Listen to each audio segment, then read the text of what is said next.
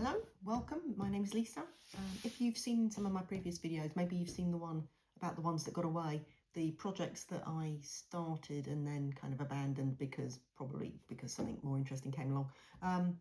One of them was a blanket from this book here, this Mix and Match Modern Crochet Blankets by Esme Crick. I'd started this, I did this one, which I didn't finish, and then I thought I'm going to do my own one, choose my own blocks. That's made of, the book is full of 100 strips basically, that you, a bit like this, that you pick and choose and then you join them all together and add a border. So I started one based on kind of the Cornish Coast, and it ground to a halt, and I had maybe 2 strips that weren't finished and 2 more strips I needed to make, so I'd made all the rest. So anyway, I've got it back out and I've now finished all the strips. So I'll show you the strips, and then they need to be blocked because they're a bit curly and they're all just a bit wavy and stuff. So I think I'm going to even them up by blocking them all to the same template, and then we can look at what order to put them in, because I haven't really decided that yet. I haven't kind of laid them all out together and chosen a sequence for them. So what have I got? We've got this one with the cable down the middle. We've got this one that looks a bit like a beach with rock pools on it. That was what was going through my head when I did it. This is just a plain one in a sort of pale sea blue. Little lacy one here. Let's move them along. This one with the little bobbles. It's quite a nice texture, that one. I've got this beach one with some pebbles on it, little white pebbles. You can see that, can't you? This one, I'm less keen on this one, but I've done it now and I don't feel like doing another one. But maybe it's just a little bit geometric compared to everything else, but it's here now and it's staying. So that one. Got this one with the wavy bobbles. I don't know if you can see them because it's quite dark. Little wavy lines of wavy bobbles. This one, which is like a lacy wavy pattern. This one's very curly for some reason. I don't know why this one's curled up and the others haven't, but this one definitely needs blocking to kind of flatten it out.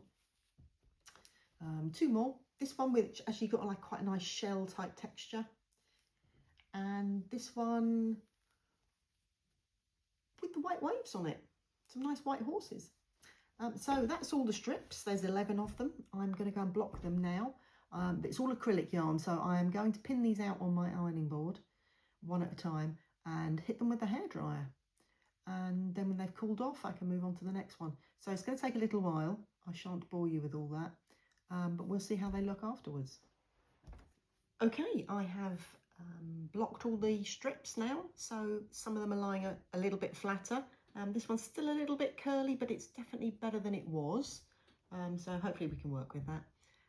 And I have laid them all out. I think this is the order I'm going to go with. I've tried to disperse the colours and kind of the little bits of bright white and the different textures, so that kind of they're quite well split up, and kind of all the lumpy bobbly ones aren't all together, and all the lacy ones aren't all together. So hopefully that will give quite a good balance to the finished blanket. So this is the order I'm going to go with. Once I've joined them all, then I'm going to put a border either just along the edges or maybe all around. We'll see what it's like when they're joined. I'll make that decision then. In the meantime, I'm going to add a little ticket to each piece with a number on it, so I know which one goes where, and then I can start joining them. Yeah, that's it for now, and we'll check in again when they're joined. Okay, so I have sewn a lot of the strips together, but I thought actually I might just show you how I do that. So each of the strips I have folded in half and put a little marker, and then folded in half again, sort of it's like quarters, and put another little marker.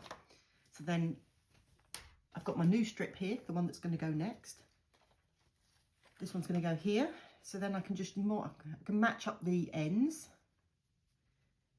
put a little clip in to hold them together, and I can match up the quarter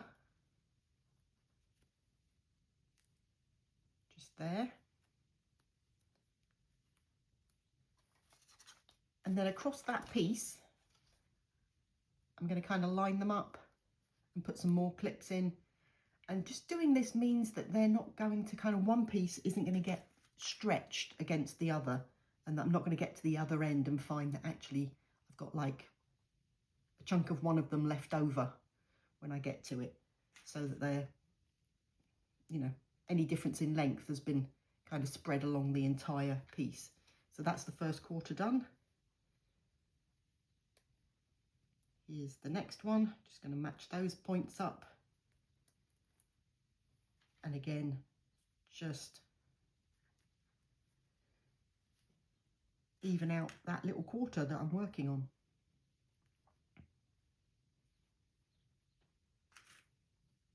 I'll do that all the way to the other end, so the whole piece is pinned together, and then I'm going to sew them together with whip stitch.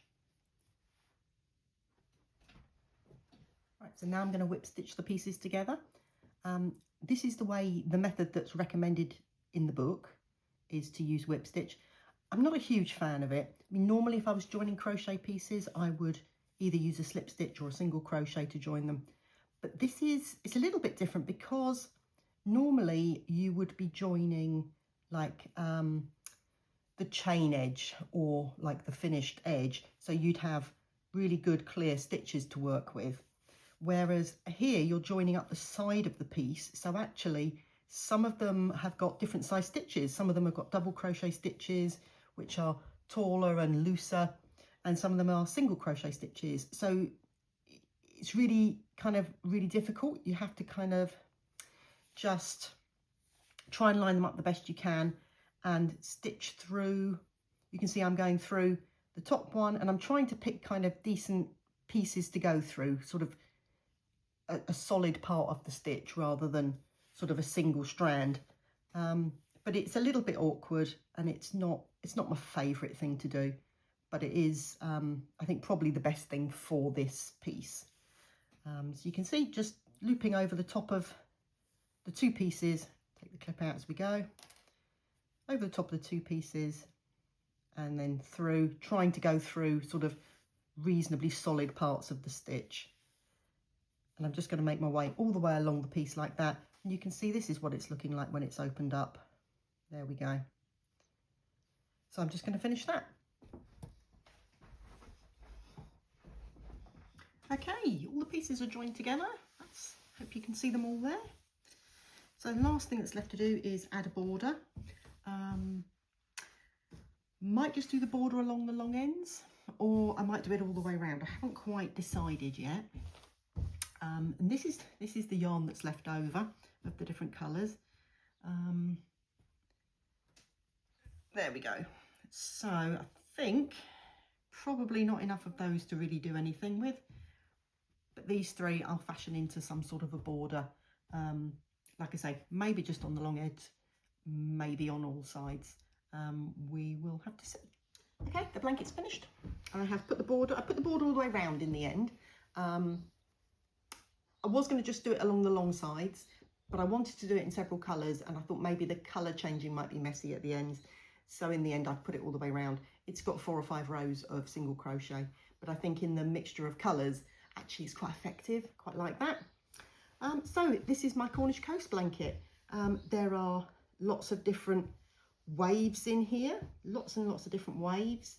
There are some white horses, there are some rock pools, there is some beach with some shells, some pebbles in the sand.